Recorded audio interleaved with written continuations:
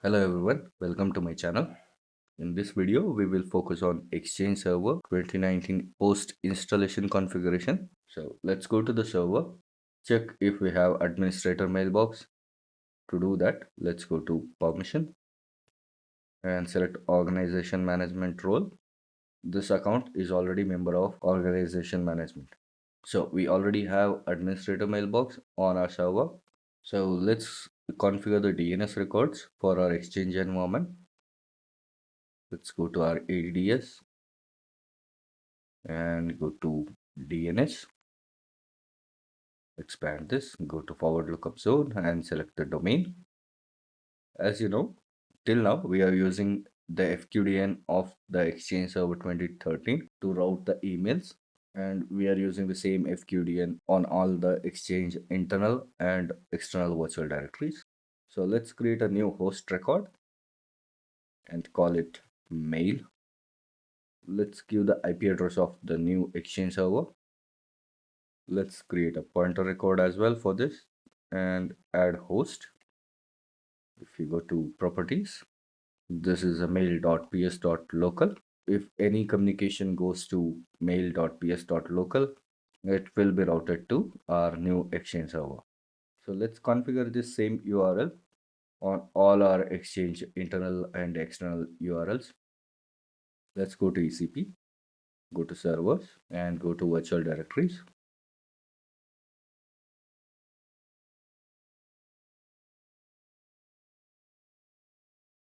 Meanwhile, let's go to PowerShell and paste these commands to get the current URLs. On the auto discover also, we are using the same FQDN of Exchange 2013 and the same for ECP and the same on web services and all the other URLs. So let's change it to mail.ps.local, which should be pointing to our new Exchange 2019 server. Let's configure the URLs one by one. So let's configure for Exchange 2013 first. Select TCP and click on edit. In the internal URL, remove this and put mail, which should be the same mail.ps.local. And for external as well, I will use the same. So click on save. So this is the warning which says we have changed the internal and external URL of ECP. So make the same changes on OVA. Let's click OK and edit the EWS URL.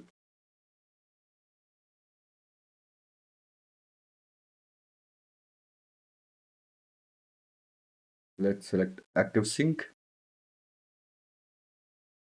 Let's do the same for OAB. We'll repeat the same for OVA. We'll do the same for PowerShell as well. Note that we do not have the same option on the auto discover in the general section, and we cannot change the URL of auto discover from here. So we will come to this later. I will repeat the same steps on the Exchange 2019 as well. Once it is done, let's go to PowerShell and run the same commands to check the URLs. As you can see, all the URLs have been configured as mail.ps.local except mappy and auto discover. Let's change the mappy virtual directory URL. To do that, let's do get mappy virtual directory first. Let's copy the identity here and do set mappy virtual directory. Hit enter. Let's do the same for Exchange 2019. Copy the identity of Exchange 2019 virtual directory and hit enter. To change Outlook Anywhere, let's do get Outlook Anywhere. Let's copy the identity again here and do set Outlook Anywhere. Hit enter. Let's also add additional parameters on this. To add external clients request require SSL and set it to true. And internal also set it to true, and the default authentication method can be NTLM. So hit enter. Let's do the same for Exchange 2013 and hit enter. So now we have configured the URLs. Let's check once again. So the Outlook Anywhere is also set to mail.ps local and PowerShell. As you can see, we have set the URL for all the virtual directory except the auto discover internal URL. Let's configure auto discover URL or modify the SCP connection. To do that, let's check how many client access servers we have.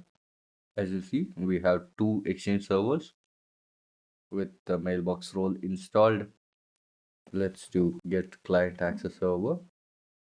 We can see two Exchange servers there. We can pipe it to the select and select name and also select auto discover service internal URI.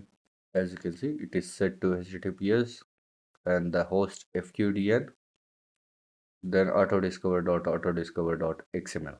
Let's change it on the both server using variable called URL, and we will set the variable value to autodiscover.ps.local and hit enter.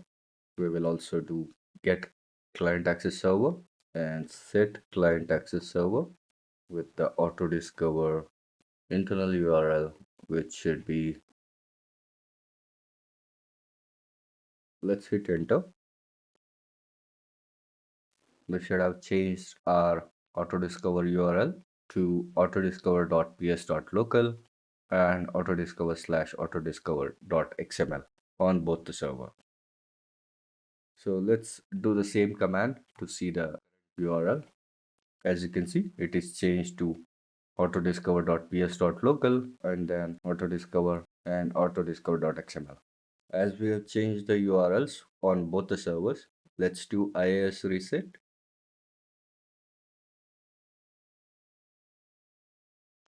Let's clear the screen. So once the URLs and DNS records are configured, we will need to move the arbitration mailboxes from Exchange 2013 to Exchange 2019. So let's see how many arbitration mailboxes do we have on the Exchange 2013. Get mailbox, result says unlimited, and the type should be arbitration.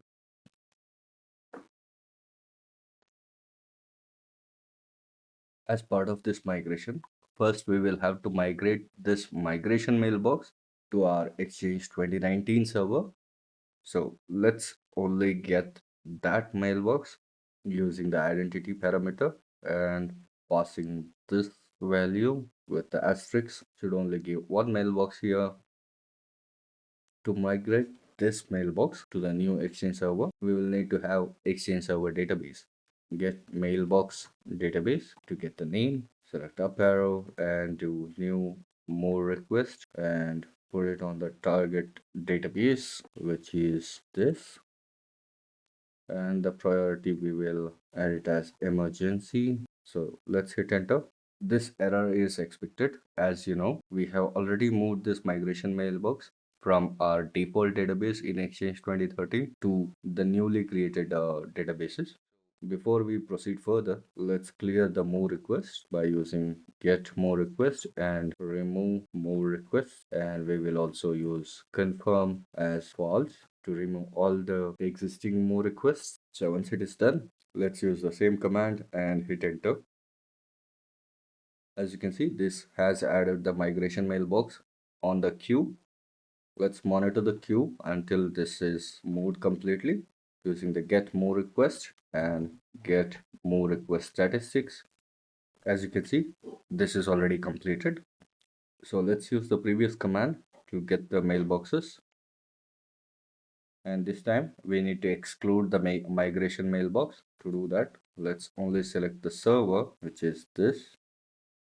And we have 4 arbitration mailboxes here. So let's pass this to new more request, and the target database is mailbox database, and we will also add priority emergency. Let's hit enter. Along with this, we will also move the discovery search mailbox. To get the discovery search mailbox, we will use get mailbox and result size unlimited, and we will provide the name or the identity which includes discovery in the beginning. As you can see, this is hosted on Exchange 2013, and we will move this to Exchange 2019 using the same commands, new move request and the target database with the database name and priority. Let's hit enter. The mailbox move has been completed on all the arbitration mailboxes, and all these are now hosted on the Exchange Server 2019. So after all these steps, let's check the mail flow using OVA once. Let's send an email to Oscar and also CC myself with the subject name test and hit send. As you can see, the email flow is still working.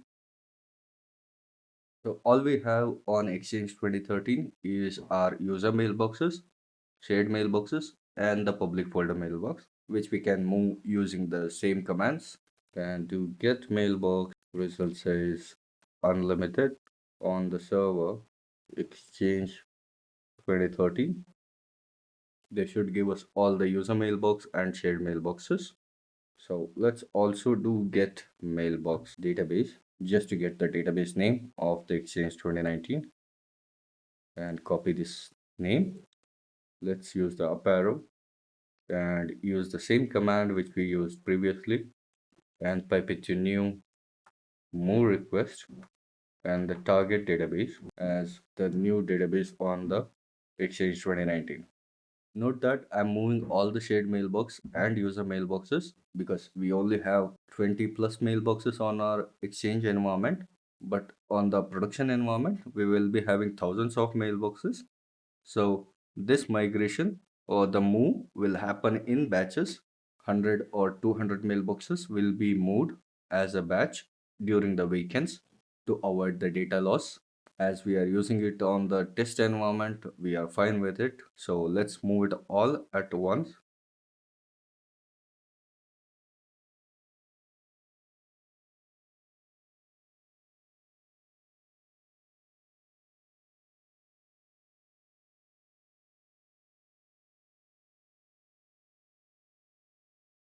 So once all these have been queued, let's also do get mailbox on the server Exchange 2013, and we are looking for public folder, and let's pipe this as well to new move request, and the target database is our favorite Exchange 2019 database.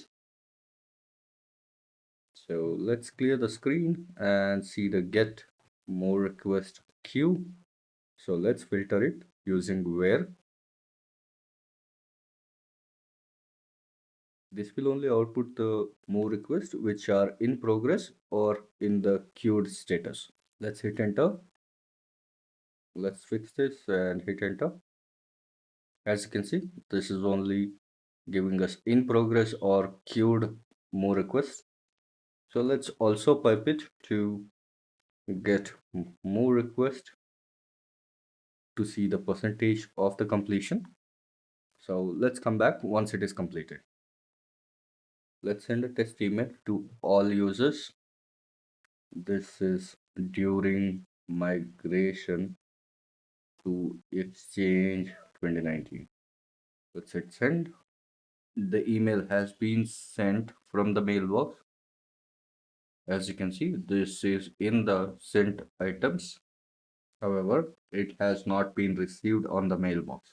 So let this migration complete and we will see if we can receive that email after the migration. As you can see, all the mailboxes have been moved to Exchange 2019 and the public folder also moved to the Exchange 2019. So let's do get mailbox and select the name of the mailbox, database, and the server name. As you can see, all the mailboxes have been moved to Exchange Server 2019. This is also moved to Exchange 2019. So let's go to Exchange Server 2019 and go to ECP. We can also use mail.ps.local and ECP and then continue. Can also add the database here and click OK. As you can see, all these mailboxes have been moved to mailbox database here, and we can also go to shared mailbox and add the column database here, and these are also moved to the new server. So let's go to public folder and go to public folder mailboxes. Double click on this and you can see this is in the mailbox database, which is in 2019's Exchange server. Let's click cancel. Let's go to server. You can see this is a standard trial edition. Let's enter the product key here. Once it is done, click on save. Okay. As you can see, the product key has been validated and the product ID has been successfully created. So we need to restart the information store service on this server. Let's go to services. Select the information store service and restart it. Let's close this and refresh the page. As you can see, this is now licensed with Enterprise Edition. So far, we have installed Exchange 2019 on our Exchange 2013 environment. We also checked the coexistence with Exchange 2013. Let's go to OVA. Search for the email migration. As you can see, this email is received during the migration itself, and this is sent to all users TL. This proves that even during the migration or the mailbox move, the emails will be delivered to the mailbox and there is no data loss. So with that, I am concluding this video. I hope this video was informative. Thank you for watching. See you on the next one.